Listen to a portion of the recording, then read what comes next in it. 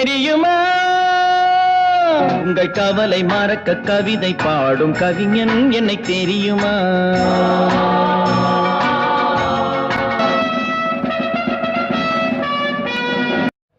இவன் தான் பூபதி, அந்த ஹோட்டல் முதலாளி. என்ன சார் இது ராஜபாத் மாதிரி முடி வச்சுட்டு இருக்காரு? ரொம்ப ஆபத்தானவப்பா.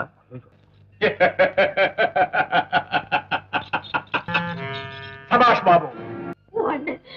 கூட பிறந்த அண்ணன். என்னம்மா இதெல்லாம் உண்மையா? பாபு ஆமா, அவன் என் தம்பிதான். நீங்க ஒரு அதிசய பிறவி பாபு. உன் விழியும் என் வாழும் சந்தித்தான். சந்தித்தால் பாபு, நீ போகக்கூடாத இடத்துக்கு போயிட்டேன். பார்க்க கூடாதவளை பார்த்துட்டேன். கூட்டம் போட்டு மீட்டிங் சொல்லுவேன். நீயேதான் எனக்கு மணவாட்டி, என்னை மாலையிட்டு கைப்பிடிக்கும் தீமாட்டி.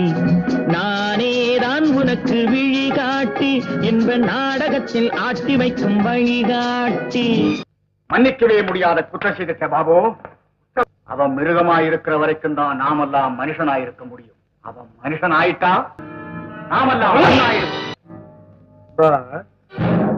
பாபு, நல்ல நேரத்துல வந்தேன். ஈவினிங் ப்ரோக்ராம் இருக்கு, போயிட்டு சீக்கிரமா வந்துடுறேன்.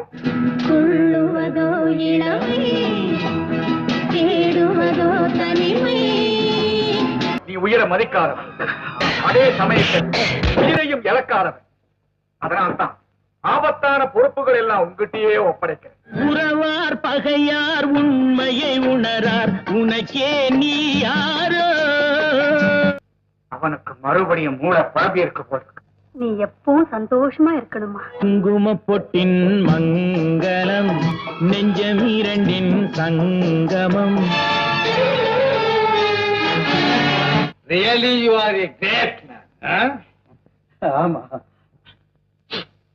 என்னடா ஆமா சொல்லுங்கண்ணே.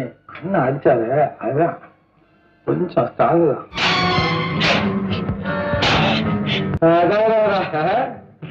எங்க அண்ணன் என்ன போடு போடுறாரு.